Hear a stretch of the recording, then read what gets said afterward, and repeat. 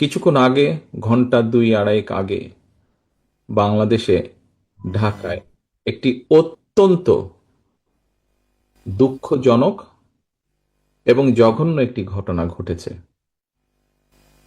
ইনকালাব মঞ্চের নেতা জনাব ওসমান হাদি, তাকে গুলি করা হয়েছে, তার উপরে গুলিবর্ষণ করা হয়েছে। আমরা কিছুদিন আগে দেখেছি চট্টগ্রামে একইভাবে আমাদের আরেক প্রার্থীকে গুলি করা হয়েছিল। প্রিয় ভাই বোনেরা, প্রথমেই আমি এই ঘটনার জন্য তীব্র ঘৃণা এবং প্রতিবাদ জানাচ্ছি। আমাদের উচিত হবে সারা বাংলাদেশে গণতন্ত্রের পক্ষে যত মানুষ আছে প্রত্যেকটি মানুষের উচিত হবে এই ঘটনার তীব্র প্রতিবাদ এবং ঘৃণা জানানোর। আসো, আমাদের আজকের এই অনুষ্ঠান থেকে আমরা এই ঘটনার প্রতি তীব্র ঘৃণা এবং প্রতিবাদ জানাই এবং একই সাথে বিএনপি এবং ছাত্র দলের দায়িত্বশীল একজন কর্মী হিসাবে আমাদের দায়িত্ব হবে প্রশাসনকে, যারা এই ঘটনার সুষ্ঠু তদন্ত করবে, তাদেরকে আমাদের অবস্থান থেকে সহযোগিতা করার কোনো স্কোপ সুযোগ যদি থাকে, আমরা আমাদের সর্বোচ্চ সহযোগিতা করব, যাতে করে তারা প্রকৃত যে দোষী ব্যক্তি তাদেরকে খুঁজে বের করে দেশের আইন অনুযায়ী তাদেরকে শাস্তি প্রদান করতে পারে। প্রিয় ভাই বোনেরা, দেশ একটা অত্যন্ত সংকটের ভিতর দিয়ে যাচ্ছে। আমরা দেখেছি গত এক বছরে বিভিন্ন সময় বিভিন্ন ব্যক্তি, বিভিন্ন সংগঠনের সদস্যরা হুমকি দিয়েছে প্রকাশ্যে যে প্রত্যাশিত নির্বাচন আগামী ফেব্রুয়ারি মাসে, সে নির্বাচনকে তারা হতে দেবে না, বাধাগ্রস্ত করবে। প্রকাশ্যে হুমকি দিয়েছে। একটি দল, গোষ্ঠী বা কিছু ব্যক্তি এই দেশকে, দেশের মানুষের শান্তি, স্থিতিশীলতা বিনষ্টের জন্য উঠে পড়ে লেগেছে। এবং এই কারণেই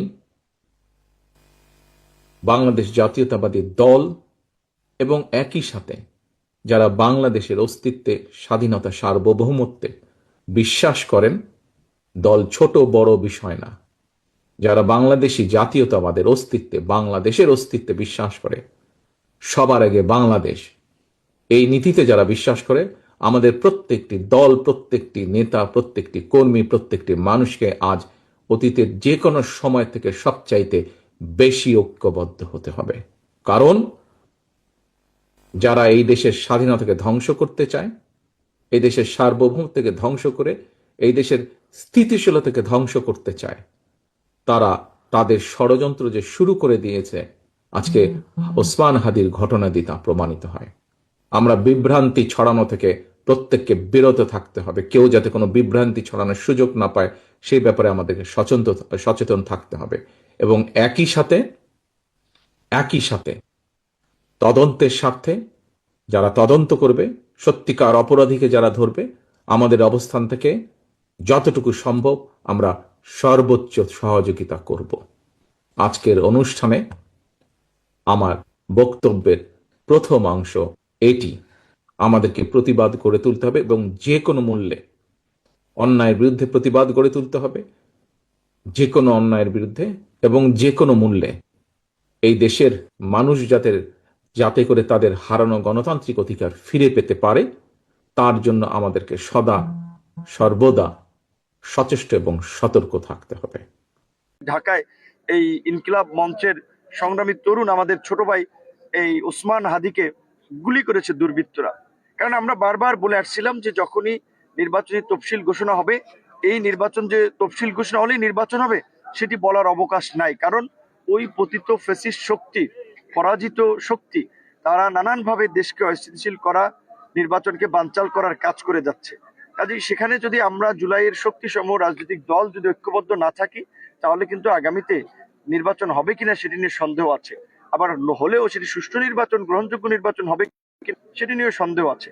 তাই আমরা জুলাইয়ের শক্তিসমূহ ঐক্যবদ্ধ থাকতে চাই, সমন্বয়ের মাধ্যমে আগামীতে একটি অবাধ, সুষ্ঠু, নিরপেক্ষ নির্বাচন করতে চাই এবং এই জুলাইয়ের শক্তি সমূহ যদি ঐক্যবদ্ধ থাকে তাহলে কোনো ফ্যাসিবাদী শক্তি মাথা চাড়া দিয়ে উঠতে পারবে না, নির্বাচন বানচাল করতে পারবে না। আমরা আমাদের ছোট ভাই, আমাদের এই সকলেরই পরিচিত উসমান হাদি যেভাবে গুলিবিদ্ধ হয়েছেন, খুব গুরুতর, আল্লাহ তাকে বাঁচিয়ে রাখুক। আমরা তার জন্য দোয়া করি। খালেদা জিয়ার অবস্থাও খুবই গুরুতর, তার জন্য আমরা দোয়া করি। এই আন্দোলন সংগ্রামে যদি 5 জন মানুষের ভূমিকার কথা বলা হয়, সেখানে তো আমাদের নামটি চলে আসবে। এই গণ অভ্যুত্থান কোনো মানে রাজনৈতিক দলের আন্দোলন ছিল না, কিন্তু এটি একটি ছাত্র আন্দোলন। সেই ছাত্র আন্দোলন কি ছিল? কোটা সংস্কার আন্দোলন। 2018 সালে যেটি আমরা শুরু করেছিলাম, এবং এই কোটা সংস্কার থেকেই 24-এর রাষ্ট্র সংস্কার, এবং সেখান থেকে আজকের এই গণ অভ্যুত্থান পরিবর্তিত বাংলাদেশ। কাজেই যারা ক্ষমতায় ছিল তারা তো আমাদের এই বিজয়কে মেনে নিতে চাবে না, এবং আমরা যারা নেতৃত্ব দিয়েছি তাদের প্রতি তাদের ক্ষোভ রয়েছে। সেটা আমরা দেখেছি গত 29 আগস্ট আমিও আমার কার্যালয়ের সামনে এই সেনাবাহিনীর এবং পুলিশের কতিপয় বিপদগামী সদস্যদের দ্বারা আক্রান্ত হয়েছিলাম। সেটির একটি বিচার বিভাগীয় তদন্ত গঠিত হয়েছে, আশা করি সেটা একটা প্রতিবেদন আসবে। আমাদের নিরাপত্তাহীনতা আছে স্বাভাবিকভাবেই, শুধু আমার না, আমি মনে করি দেশের অনেকেরই নিরাপত্তা শঙ্কা রয়েছে। এখানে আইন শৃঙ্খলা বাহিনীকে শক্ত ভূমিকা পালন করতে হবে, এবং আমার মনে হয় যে অন্তত এই সন্ত্রাসীদেরকে, অস্ত্রধারীদেরকে গ্রেপ্তার করার জন্য আগামীতে দ্রুতই যৌথ বাহিনীর একটা চিরুনি অভিযান পরিচালনা করা দরকার। যদি উল্লেখযোগ্য সংখ্যক ভাবে সন্ত্রাসীদের গ্রেপ্তার করা না হয়, এবং এই ধরনের 2-1টি ঘটনা যদি কঠোর বার্তা, মেসেজ যদি আইন শৃঙ্খলা বাহিনী দিতে না পারে, তাহলে নির্বাচনের পরিবেশ আরো অবনতি হওয়ার শঙ্কা আছে। সেইখানে আমরা অবশ্যই উল্লেখযোগ্য আন্দোলনের নেতা হিসেবে, এই আপনার একটি দলের প্রধান হিসেবে আমাদের তো শঙ্কা রয়েছেই। হাদি ভাইয়ের উপরে যে গুলি করেছে 24 ঘন্টার মধ্যে চিহ্নিত করে এই ষড়যন্ত্রের নীল নকশা সবার সামনে উন্মোচিত করতে হবে। আগামী 12 ঘন্টার মধ্যেই উসমান হাদিকে যারা হত্যার উদ্দেশ্যে গুলি করেছে তাদেরকে গ্রেপ্তার করতে হবে, না হলে আমার ভাই আইসিইউতে থাকবে, আপনি যমুনায় আরামায়েশ করবেন, সেই আরামায়েশ কিন্তু আমরা মেনে নিব না। আমরা কিন্তু আপনার ঘুম হারাম করে দিব। আর আসলে মধ্যে অনেক লজ্জা লাগে। দেখুন, এই যে আরো 1 সপ্তাহ আগে উসমান হাদি তার ফেসবুকে পোস্ট দিয়েছিলেন, তার মাকে, তার বোনকে, তার প্রিয়তমা স্ত্রীকে দর্শন করার হুমকি দিয়েছিলেন, তার এবং তাকে প্রকাশ্যে গুলি করে হত্যা করার হুমকিও তাকে দিয়ে হয়েছিল। কিন্তু লজ্জার বিষয়, গত 10 দিনে পুরো বাংলাদেশের মানুষ সেই ঘটনা জানতে পারলো, প্রধান উপদেষ্টা প্রফেসর মোহাম্মদ ইউনূসের ঘুম কিন্তু চোখ থেকে যায় নাই। আমরা কেমন একটা বাংলাদেশে বাস করি? একজন নাগরিক, একজন জুলাই আন্দোলনের অন্যতম নায়ক, যিনি ইনকিলাব মঞ্চের মুখপাত্র, ঢাকা 8 আসনে সংসদীয় আসনে সে নির্বাচন করবে, তার ন্যূনতম সিকিউরিটি এই গভর্নমেন্ট দিতে পারছে না। এই লজ্জা আমরা কোথায় রাখবো? আওয়ামী লীগকে আমরা বাংলাদেশ থেকে পালিয়ে যেতে বাধ্য করেছি, তা আমাদের সরকার খায় দায়ের ঘুমায় থাকে। আমরা অন্তর্বর্তীকালীন সরকারের প্রতি আহ্বান জানাবো, আমরা বিপিজি মার্কা সরকার দেখতে চাই না। আমার ভাই যেখানে লাশ পড়ে সীমান্তে হত্যা হয়, হাদির আইসিইউতে থাকে, নুরুকরা আইসিইউতে থাকে, শুধু সরকার শুধু তীব্র নিন্দা জানিয়ে রাখে। একটা লজ্জার মেরুদণ্ডহীন সরকার বাংলাদেশে আর 53 বছর ছিল না। আমরা অন্তর্বর্তীকালীন সরকারের মধ্যে আহ্বান জানাই, এখন থেকে আগামী 12 ঘন্টার মধ্যেই উসমান হাদিকে যারা হত্যার উদ্দেশ্যে গুলি করেছে তাদেরকে গ্রেপ্তার করতে হবে, না হলে আমার ভাই আইসিইউতে থাকবে, আপনি যমুনায় আরামায়েশ করবেন, সেই আরামায়েশ কিন্তু আমরা মেনে নিব না। আমরা কিন্তু আপনার ঘুম হারাম করে দিব। সেই ভাই যদি আর জাগ্রত না হয়, আমরা আপনাদের ঘুম হারাম করে দিব। প্রকাশ্যে দিবালোকে কৃষ্ণনগরে যে ঘটনা আমরা শুনেছি কিছুক্ষণ আগে, যে উসমান হাদি আজকে সেখানে নির্বাচন গণসংযোগ করবেন, তার জন্য তিনি ফেসবুকে আহ্বান করেছেন, তারা যাকে পছন্দ করে ভালোবাসে তারা যেন সেগুন বাগিচায় যায়। সেগুন বাগিচা থেকে তারা একসাথে 10 জন একটা টিম ছিল, 5টা রিক্সা নিয়ে তারা বিজয়নগরে কালভার্টে যায়। এই যারা হত্যাকারী, কি পরিমাণ ভয়াবহ কিলিং মেশিনে তারা নেমেছে, এই হত্যাকারী সেগুন বাগিচা থেকে তারা লিফলেট বিতরণ করেছিল হাদির সাথে। সর্বশেষ যখন তারা কালভার্ট রোড থেকে তারা চলে যাচ্ছে, তখন এই শুটার গুলি করে তাকে হত্যার উদ্দেশ্যে গুলি করা হয়েছে। আপনারা চিন্তা করেন, আমরা কিন্তু বারবার বলছি জুলাই আজ ধ্বংসস্তূপে পরিণত হয়েছে। জুলাইয়ের সম্মুখীন যুদ্ধরা আজকে তাদের জীবন নিয়ে সংকটাপূর্ণ অবস্থা দাঁড়িয়েছে। সেই জায়গাতে তাদেরকে টার্গেট কিলিং করা হচ্ছে। সাধারণ মানুষের কোন নিরাপত্তা দিতে এই সরকার ব্যর্থ হয়েছে। আরেকটা বিষয় না বললেই নয়, আমরা দেশবাসীর কাছে আসলে আমাদের কোথাও যাওয়ার জায়গা নাই। এদেশে আমরা ছিলাম, আমাদের শেষ রক্তবিন্দু থাকা পর্যন্ত আমরা দেশে থাকবো। আমাদের নিরাপত্তা দেশের জনগণ দিবে। আমরা জনগণের মধ্যে আহ্বান জানাই, আমার ভাই হসপিটালাইজ, সে আইসিইউতে আছে, আপনারা সকলেই প্রত্যেকটা মসজিদ মন্দিরে গির্জায় তার জন্য দোয়া করবেন। আমরা তার জন্য দোয়ার আহ্বান জানাই।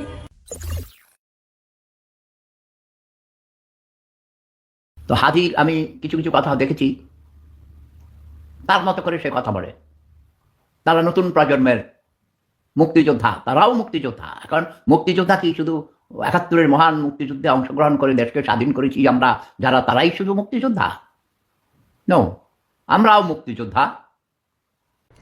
আজকে যে গুলিটা ওসমান হাদির মাথায় গিয়া লাগলো, এই গুলিটা আসলে ওসমান হাদির মাথায় লাগে নাই, এই গুলিটা লাগছে বাংলাদেশের সিস্টেমের মাথায়।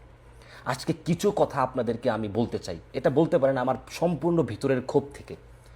ক্যামেরার সামনে এরকম ভিডিও বানানো বা আপনাদের সাথে এইসব বিষয়ে কথা বলতে আমার ভালোও লাগে না, এটা আমি অভ্যস্তও না এটা।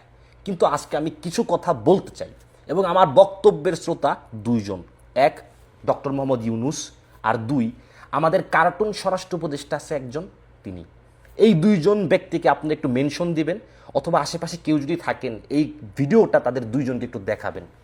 জুলাই গণ অভ্যুত্থানের পরে বাংলাদেশের ইয়াং জেনারেশন এই যে রাজনীতিতে এসে দেশটা পরিবর্তনের জন্য পারুক না পারুক যে একটা প্রচেষ্টা নিয়ে নেমেছিল, যে একটা সাহস নিয়ে নেমেছিল, এই সাহসের মাথায় আজ গুলি লাগলো।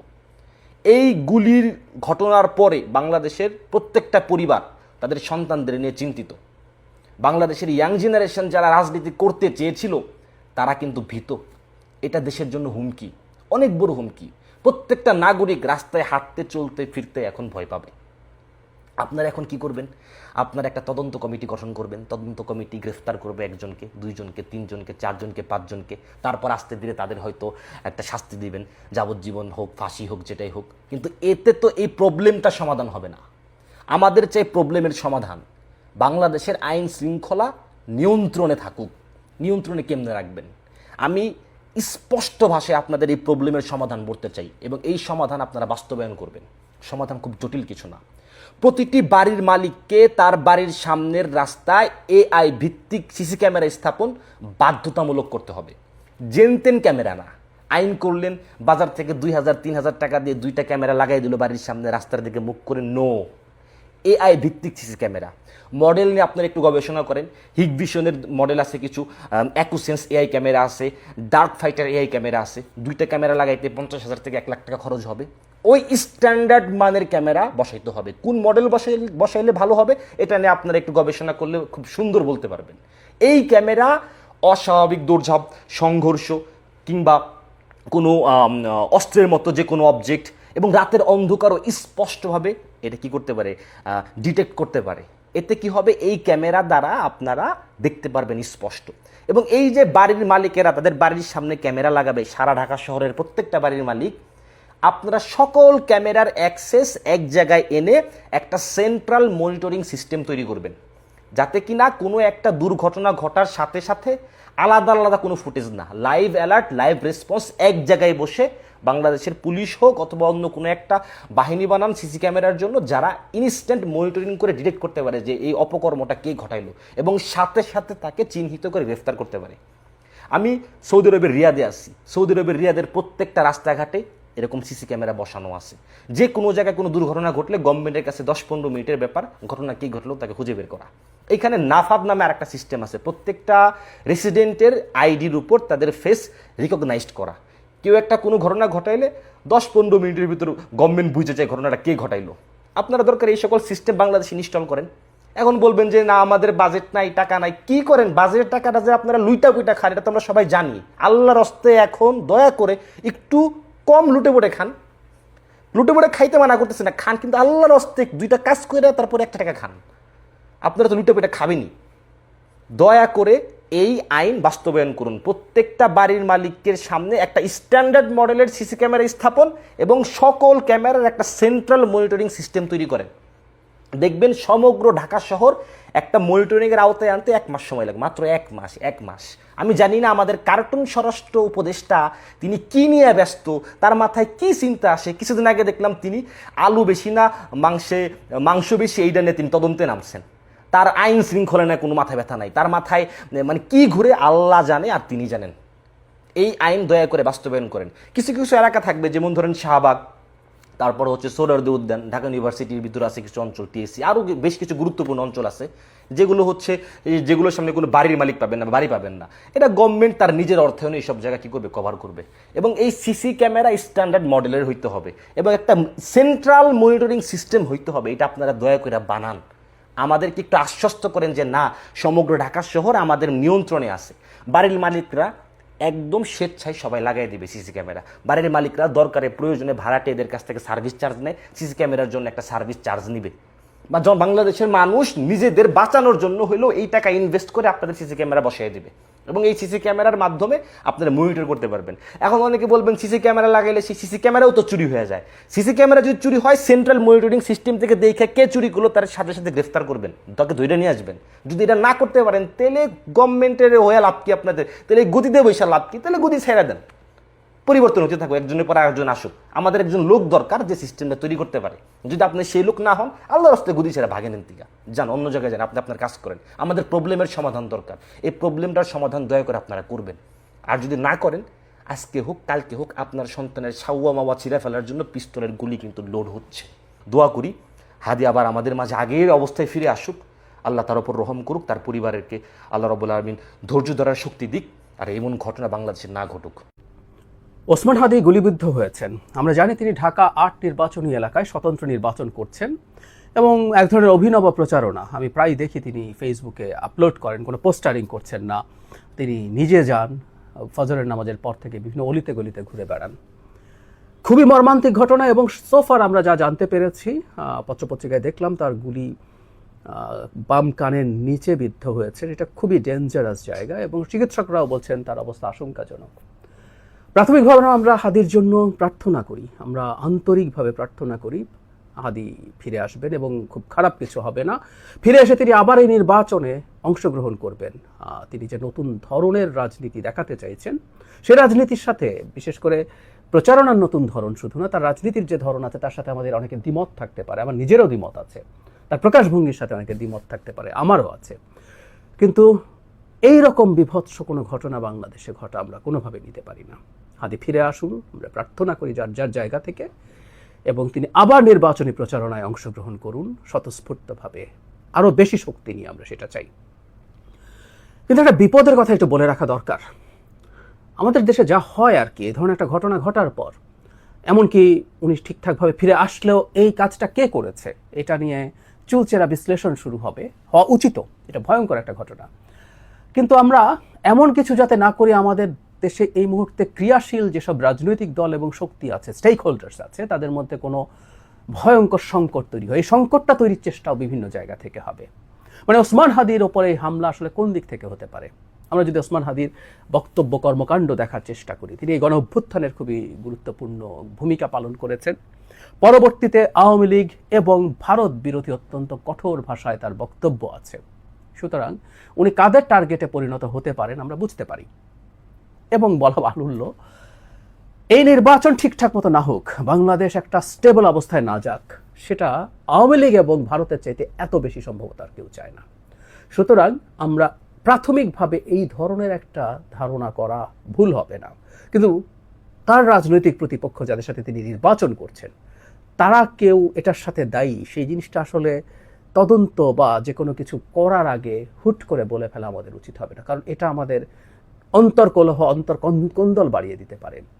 সাধারণ কাণ্ডজ্ঞান বলে, কমন সেন্স বলে যে রাজনৈতিক প্রতিপক্ষরা এই ধরনের কোনো কাজ করার কথা না। কারণ যে পরিস্থিতি বর্তমানে বিরাজ করছে, একটা নির্বাচন হওয়ার জন্য যেভাবে সবাই মুখিয়ে আছে, সবাই নিজেদের মধ্যে অন্তত এই পর্যায়ের সংঘাত, কখনো কখনো তাদের মধ্যে ঝগড়াঝাটি, কখনো বাড়াবাড়ি, কখনো মারামারিও হতে পারে। আমি এটা অস্বীকার করছি না, কিন্তু এই পর্যায়ে যাওয়ার কথা না।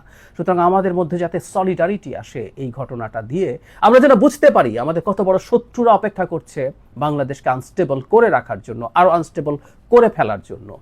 ফলে সেই জিনিসটা আমাদের একটু মাথায় রাখা জরুরি, আমরা নিজেদের মধ্যে যেন কোন্দলে জড়িয়ে না পড়ি।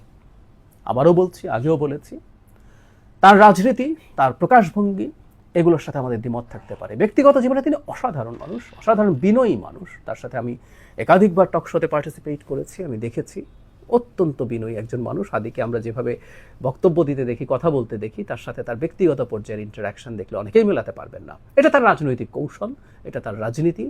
প্রায় বলি যে আমরা গণতন্ত্রের কথা যখন বলি, আমরা গণতন্ত্র মানে হচ্ছে আমি আমার দ্বিমতের জায়গা, দ্বিমতের যে ক্ষেত্রগুলো আছে, দ্বিমতের যে রাজনীতি আছে, সেটার ক্রিটিসিজম আমি করব। আমি জামায়াত শিবিরের রাজনীতির ক্রিটিসিজম করি, আমি ডাকসু নির্বাচনের আগে শিবিরকে ভোট না দেওয়ার জন্য আহ্বান জানিয়েছি, এই অধিকার আমার আছে। কিন্তু তারা যখন জিতেছে আমি তাদেরকে অভিনন্দনও জানিয়েছি। ঠিক একইভাবে ওসমান হাদির যে রাজনীতি, এক ধরনের ডানপন্থী পপুলিস্ট রাজনীতি, আমরা এভাবে যদি এটাকে ডিফাইন করি, এটা একটা গ্লোবাল ট্রেন্ড। হাদি আসলে সেটারই একটা প্রোডাক্ট বলে আমি মনে করি। এই থিওরিটিক্যাল আলোচনা আরেকদিন করব। তার সাথে আমাদের দ্বিমতের পরও তার অধিকার, তার রাজনীতি, সেটা রাজনীতি করার অধিকার, সেই জিনিসগুলোর খুবই পক্ষে থাকব। সবচেয়ে জরুরি কথা, আমরা নিজেদের মধ্যে হানাহানিতে জড়িয়ে না পড়ি। বাংলাদেশে নির্বাচন হতে দেয়া হবে না, নির্বাচনকে ধ্বংস করে দেব, বানচাল করে দেব, এই চেষ্টা চলছে, চলবে আরও। আমি যদিও মনে করি নির্বাচন হবে, আমি এরপরও মনে করি, কিন্তু এই ধরনের ঘটনা আরও ঘটার প্রবাবিলিটি আছে। আমাদের নিজেদের মধ্যে যাতে আমরা বিবাদে না জড়িয়ে পড়ি, শুরুতেই বলেছি কারা আসলে এটা করতে পারে, তাদের ব্যাপারে যেন আমরা আরও বেশি সতর্ক থাকি। আবারও কয়েকবার বলা হলো, আমাদের গভীর থেকে, অন্তরের গভীর থেকে আমি চাইছি, প্রার্থনা করছি, হাদি ফিরে আসুন, শক্তিশালীভাবে ফিরে আসুন, সুস্থভাবে ফিরে আসুন। আবার তার স্টাইলের প্রচারণা, এটা একটা অসাধারণ নজির। একটা মানুষ পোস্টার ছাপাচ্ছেন না, বিরাট সকল শোডাউন করছেন না, হেঁটে হেঁটে হেঁটে হেঁটে নিজের এলাকায় ঘুরে বেড়াচ্ছেন, মানুষের সাথে কথা বলছেন। এই রকম প্রচারণায় আমরা ভবিষ্যতে চাই, যেখানে কোটি কোটি টাকা ছাড়াও একজন মানুষ নির্বাচিত হতে পারেন।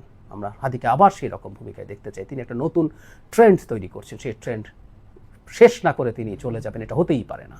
আমরা আমাদের সামষ্টিক প্রার্থনা তাকে নিশ্চয়ই ফিরিয়ে আনবে। উপদেষ্টা পরিষদের কেন রদবদল হচ্ছে না?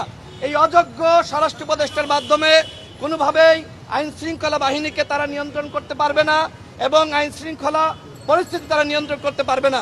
সুতরাং সবার আগে আমরা মনে করি এই ঘটনার দায় নিয়ে এই স্বরাষ্ট্র উপদেষ্টাকে 24 ঘন্টার মধ্যে পদত্যাগ করতে হবে। এই স্বরাষ্ট্র উপদেষ্টা তিনি কোনোভাবেই আমাদের নিরাপত্তা দিতে পারছেন না।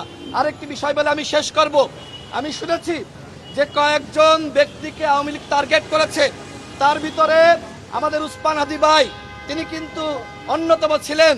আজকে উসমান হাদি ভাই কুমাই রয়েছে, তিনি আমাদের মাঝে ফিরে আসবেন কিনা আমরা কেউ জানি না। আগামীকাল হয়তো আমার পালা, আপনার পালা। এই সরকার যদি আমাদের নিরাপত্তা না দিতে পারে, তাহলে আমরা কিভাবে গণসংযোগ করব, কিভাবে নির্বাচন করব? আমি সর্বশেষ বলতে চাই, উসমান হাদি ভাইকে যে সকল দুর্বৃত্তরা গুলি করেছে, তাদেরকে অনতিবিলম্বে গ্রেপ্তার করতে হবে, চিরুনি অভিযান শুরু করতে হবে। আজকে আওয়ামী লীগকে আপনারা ধরছেন না, বরং আমরা দেখেছি আওয়ামী লীগের দুর্বৃত্তরা তারা কিন্তু জামিন পেয়েছে। আমি বলতে চাই, এই নির্বাচনকে কেন্দ্র করে আওয়ামী লীগ এবং তাদের অপরাধীদেরকে গ্রেপ্তারের জন্য অনতিবিলম্বে চিরুনি অভিযান শুরু করতে হবে।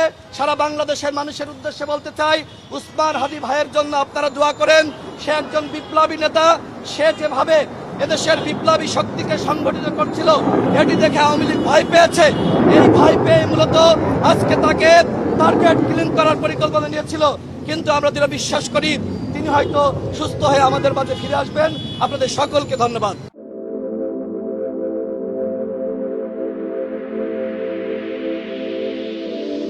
আমাদের বিএনপির ভারপ্রাপ্ত চেয়ারম্যান জনাব তারেক রহমান, তিনি তাৎক্ষণিক আমাদেরকে অবগত করেছেন যে হাদির কী অবস্থা জানার জন্য। আমরা তাকে অবহিত করেছি এবং আমাদেরকে নির্দেশনা প্রদান করেছেন যে দ্রুততম সময়ে এই কর্মসূচি বাদ রেখে আমাকে এবং সাধারণ সম্পাদককে এবং ঢাকা বিশ্ববিদ্যালয়ের প্রেসিডেন্ট সেক্রেটারিকে বলেছেন যে তাৎক্ষণিক হাদির খোঁজ নিয়ে তাকে অবগত করার জন্য। কিন্তু হাদি সত্যিকার অর্থে খুবই ক্রিটিক্যাল অবস্থায় রয়েছে।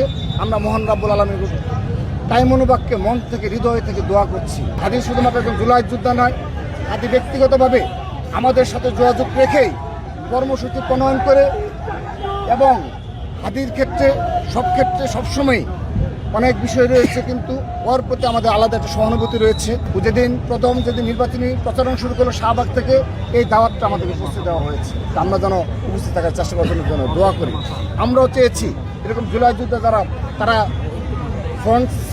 ফ্রন্ট লাইনে থেকে রাজনীতি করবে। শিয়া বাটার ও ভিটামিন ই সমৃদ্ধ লিলি বিউটি সোপ, তারুণ্যময় উজ্জ্বল ত্বকের জন্য। রিমার্ক। পার্শ্ববর্তী রাষ্ট্রের সহযোগিতায় এখনো এই খুনি হাসিনা এবং তার পৃষ্ঠপোষকতায় সারা দেশে রাষ্ট্রের রাজত্ব কায়েম করার চেষ্টা করা হচ্ছে, এবং তার ধারাবাহিক প্রচেষ্টা হিসাবে আমরা ধরে নিচ্ছি যে এখানে অবশ্যই এই রেসিস্টের দূষররাই এই হামলার সাথে জড়িত বলে আমরা প্রাথমিকভাবে ধরে নিচ্ছি। কিন্তু তদন্তে নিশ্চিত হওয়ার আগ পর্যন্ত কোনো বিষয় নিশ্চিত নয়। আমাদের দলের হাইকমান্ড এবং ছাত্র দলের পক্ষ থেকে আমরা দোয়া করতে পারি, দোয়া করছি। আমরা এর শেষ দেখে নেব। এর পেছনে যে বা যারা জড়িত থাকুক এবং এই দেশের গণতান্ত্রিক প্রক্রিয়া যারা বিনষ্ট করতে চায়, তার বিরুদ্ধে যে ভাষায় জবাব দেওয়া প্রয়োজন ছাত্রদল সেই ভাষায় জবাব দেবে। কে বা কারা এই আমাদের জুলাই যোদ্ধা উসমান হাদির হত্যাকাণ্ডের উদ্দেশ্যে যে হামলা চালানো হয়েছে, তার তাৎক্ষণিক প্রতিক্রিয়ায় এই বিষয়টিকে তারা একটা রাজনীতিকরণ করে ফেলেছে, এবং আমরা দেখতে পাচ্ছি তারা সেই প্রতিক্রিয়া ঢাকা মেডিকেল কলেজের প্রাঙ্গণ না, শুধু সোশ্যাল মিডিয়া প্রতিক্রিয়া ব্যক্ত করছে। আমরা সতর্ক করছি, বাংলাদেশকে কেউ যেন অস্থিতিশীল করার ষড়যন্ত্র যেন না করে। আমাদের বাংলাদেশের শত্রু আওয়ামী লীগ এবং ইন্ডিয়া। ইনকিলাব মঞ্চের মুখপাত্র শরীফ ওসমান হাদি সহ শীর্ষস্থানীয় কয়েকজন জুলাই যোদ্ধার ওপর হত্যার উদ্দেশ্যে হামলা হতে পারে এমন স্পর্শকাতর গুরুত্বপূর্ণ তথ্য সরকারকে আগেই জানানো হয়েছিল, কিন্তু কোনো ব্যবস্থা নেওয়া হয়নি এমন অভিযোগ সংশ্লিষ্টদের। টার্গেট কিলিংয়ের ওই তালিকায় হাদি ছাড়াও জাতীয় নাগরিক পার্টির দক্ষিণাঞ্চলের মুখ্য সংগঠক হাসনাত আবদুল্লাহ এবং এবি পার্টির সাধারণ সম্পাদক ব্যারিস্টার আসাদুজ্জামান ফুয়াদ সহ আরও কয়েকজন জুলাই সংগঠকের ওপর হামলার সুনির্দিষ্ট তথ্য পাওয়া যায়। সেপ্টেম্বরে যুক্তরাজ্য প্রবাসী জনৈক আইনজীবীর সূত্রে প্রাপ্ত এ সংক্রান্ত তথ্য যথাসময়ে সরকারের গোয়েন্দা সংস্থা সহ উচ্চ পর্যায়ের কাছেও পৌঁছে দেওয়া হয়। এমনকি খোদ ওসমান হাদি সহ ৩ জুলাই যোদ্ধা নিজেরাই হুমকির বিষয়টি সরকারের দায়িত্বশীলদের নজরে আনেন।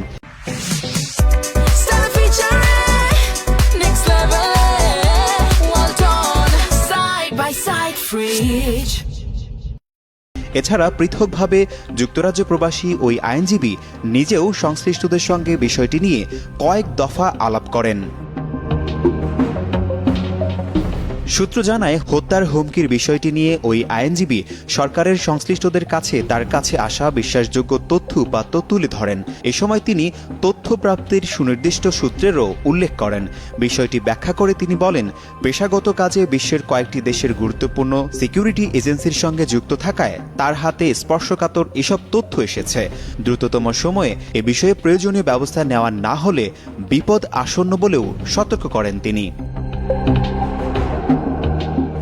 এ প্রসঙ্গে জানতে চাইলে ব্যারিস্টার ফুয়াদ শুক্রবার যুগান্তরকে বলেন, অত্যন্ত নির্ভরযোগ্য সূত্রে এমন হামলার তথ্য পেয়ে আমরা সরকারকে জানিয়েছিলাম, কিন্তু কোনো পদক্ষেপ নেওয়া হয়নি। এছাড়া এসব ক্ষেত্রে শুধু ব্যক্তিগতভাবে নিরাপত্তা বাড়িয়েও তেমন কোনো ফল আসে না। সূত্র জানায়, ওসমান হাদি, ব্যারিস্টার ফুয়াদ এবং হাসনাত আবদুল্লাহ সহ জুলাই সংগঠকদের ওপর হামলার বিষয়ে তথ্য পেয়ে যুক্তরাজ্য প্রবাসী ওই আইনজীবী দ্রুততম সময়ে ঢাকায় আসেন। তিনি সেপ্টেম্বরে এ বিষয়ে হাসনাত আবদুল্লাহ, ওসমান হাদি এবং ব্যারিস্টার ফুয়াদের সঙ্গে বৈঠক করেন।